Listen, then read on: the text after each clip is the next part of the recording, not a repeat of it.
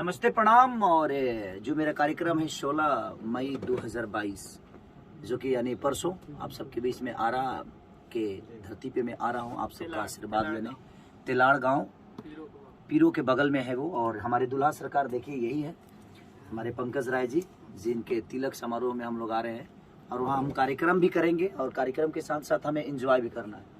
और मैं परसों गाना कम गाऊंगा, नाचूंगा ज्यादा, क्योंकि समझ लिए कि परसों ऑर्केस्ट्रा वाला परसों का जो सिलसिला होगा कार्यक्रम अद्भुत होने वाला है।